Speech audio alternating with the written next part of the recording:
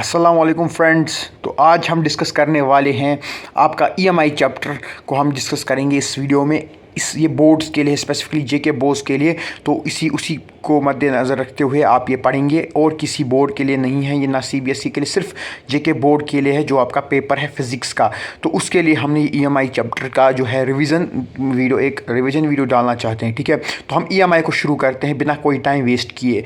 तो ये जल्दी हम ख़त्म करेंगे, इसमें इतना टाइम नहीं देंगे हम, तो जल्दी इसको कंप्लीट करेंगे क्योंकि टाइम कम है। तो ईएमआई हमने पहले देखा, फिनोमेना ऑफ जनरेटिंग करंट और EMF by changing the magnetic flux is called electromagnetic induction. EMI is the basis of working of power generators, dynamos and ये ट्रांसफार्मर एक्सेट्रा। तो हमने पहले क्या पढ़ा? पहले हमने पढ़ा जो फिनोमिनन जो होता है, जो जब हम जनरेट करते हैं करंट को या ईएमएफ को हम जनरेट करते हैं by changing the magnetic flux. जब हम मैग्नेटिक फ्लक्स को चेंज करते हैं उसको हम बोलते हैं इलेक्ट्रोमैग्नेटिक इंडक्शन। क्या बोलते हैं? Electromagnetic induction. क्या मतलब? हमने देखो जो कोई भी फिनोमिनन, जब हमने जनरेट किया करंट को या ईएमएफ को हमने जनरेट किया, हमने मैग्नेटिक फ्लक्स को चेंज करके करंट को जनरेट किया। ऐसे सिंपल करंट नहीं, मैग्नेटिक फ्लक्स को चेंज करते हमने करंट को जनरेट किया। ठीक है, तो उसको हम बोलते हैं इलेक्ट्रोमैग्नेटिक इंडक्शन। ठीक है, पहले हम क्या करते थे कि पहले हम देखते थे करंट से कैसे मैग्नेटिक फील्ड बनता है, लेकिन अब हम देख रहे हैं मैग्नेटिक फील्ड से कैसे हम करंट को जनरेट करते हैं, तो उसको हम बोलते हैं ईएमआई। ठीक है, इलेक्ट्रोमैग्नेटिक इंडक्शन, क्योंकि इसमें इसी से लगता है इलेक्ट्रोमैग्नेटिक इंडक्शन से ही कि क्या हम बात कर रहे हैं इसकी। ठीक है, उसके बाद हमने देखा कि ये EMI is the basis of working of power generators, dynamos and transformers. यानी कि ये बोल रहा है कि हम ये जो इसी से हम जो है क्या नाम है इसका, इसी की वजह से हम लोग जनरेटर्स को, डायनामोज को, क्या नाम है इसका, ट्रांसफार्मर्स को, एक्सेट्रा को, इन चार चीज़ों को हम लोग जो है, इन चार चीज़ों को जो हम जो है ये क्या नाम है इसका, इन्हीं को इसी की वजह से, ईएमआई की वजह से ये वर्क करते हैं। ठीक है, इसी की वजह से ये वर्क करते हैं। उसके बाद हमारा है Faraday's law of EMI. Faraday's law of electromagnetic induction क्या कहता है? पहला लॉ बोलता है whenever the amount of magnetic flux linked with a circuit changes and EMF is induced, the induced EMF lasts so long as the change in magnetic flux continues। यानी कि ये बोल रहा है कि जब भी हम amount of magnetic flux को लिंक करते हैं with a circuit, जब हम magnetic flux को चेंज करते हैं एक सर्किट में, मतलब यहाँ लिखा हुआ ना, whenever the amount of magnetic flux, जब magnetic flux जो लिंक हुआ होता है with circuit उसको हम चेंज करते हैं तो एक EMF इंड्यूस होता है। लिखो, फिर से पढ़ो, ये याद करने की कोशिश करो। whenever the amount of magnetic flux linked with the circuit changes and क्या नाम इसका, an E M F is induce. ठीक है, एक ई एम एफ नया इंड्यूस हो जाता है। ठीक है, तो whenever the amount of magnetic flux linked with the circuit changes and E M F is induced. ठीक है, the induced EMF last so long as the change in magnetic flux continue. जब आप continue जितना जब तक आप magnetic flux को change करते रहोगे तब तक आपका जो इंड्यूस्ड ईएमएफ चलता रहेगा। ठीक है, तब तक वो चलता रहेगा। ठीक है, तो ये लिखा ना, induced EMF last so long as the, जब तक हम लोग मैग्नेटिक फ्लक्स को चेंज करते रहते हैं। ठीक है, तो क्या बोला इसने, पहले जल्दी में बोलता हूँ, उसको रिपीट कर देता हूँ। जब भी आप मैग्नेटिक फ्लक्स को चेंज करते हैं, whenever the amount of magnetic flux को जो लिंक होता है विद द सर्किट, उसको हम चेंज करते हैं। उसको अगर हमने चेंज किया तो ईएमएफ एक इंड्यूस होता है। एक सेकंड, को हम हटाते हैं यहाँ से, वेट कीजिए।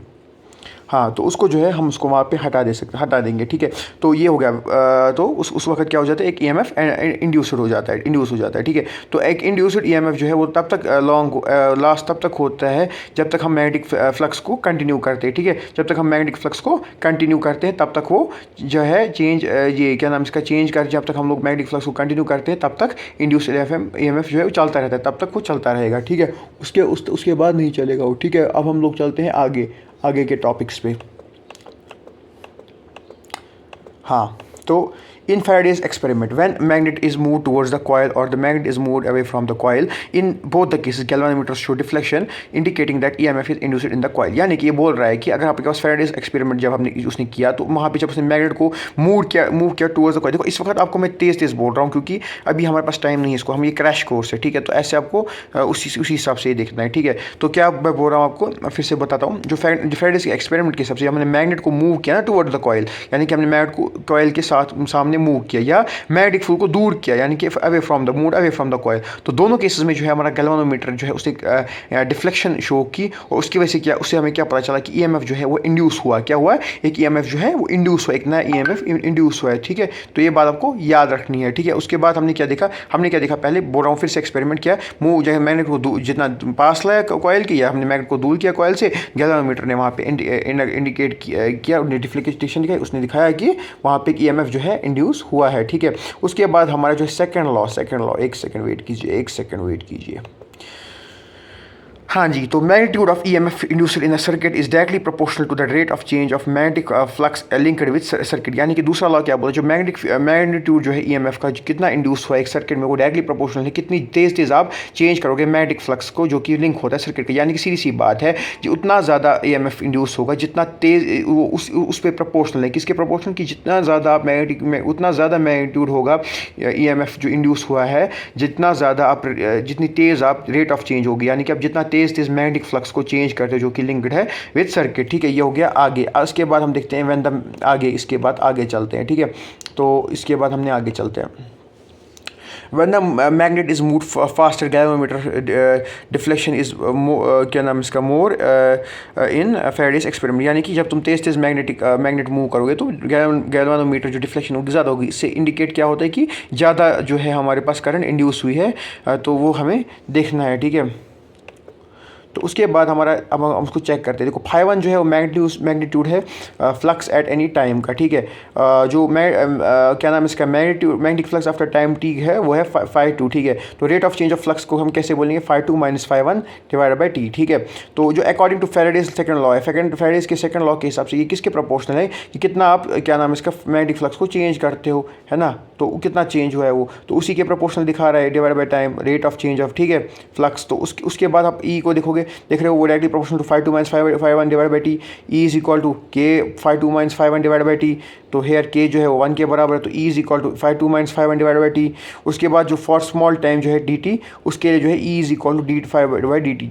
यानी कि आपको अगर थोड़े से छोटे से टाइम के लिए देखना होगा ईएमएफ कितना है, तो उस वक्त आप देखोगे कि उस वक्त क्या करोगे आप कि क्या नाम इसका, उस वक्त आप E is equal to d phi by d t, यानी कि डिफ्रेंशिएशन से देखोगे उस छोटे से टाइम के लिए। ठीक है, तो ये है हमारा D phi by d T. ठीक है, तो कितना ज़्यादा आपने फ्लक्स को चेंज किया होगा उसी हिसाब से जो है आपका ईएमएफ इंड्यूस होता है। ये बात आपको याद रखनी है, आपको बाकी सब याद रहेगा। आगे हम चलते हैं लेंज़ेस लॉ पे। लेंज़ेस लॉ क्या बोलता है, the induced current will appear in such A direction that it opposes that change in magnetic flux responsible for its production. देखो ये बहुत ही खूबसूरत सा सबसे फेवरेट चीज़ों में से एक है मेरे, क्या जो लेंज़ेस लॉ है, इंड्यूस्ड लॉ जो करंट होता है वो उस तरीके से ये होता है, क्या नाम है इसका, उस तरीके से ये क्या नाम है इसका, ये सॉरी वेट कीजिए एक सेकंड।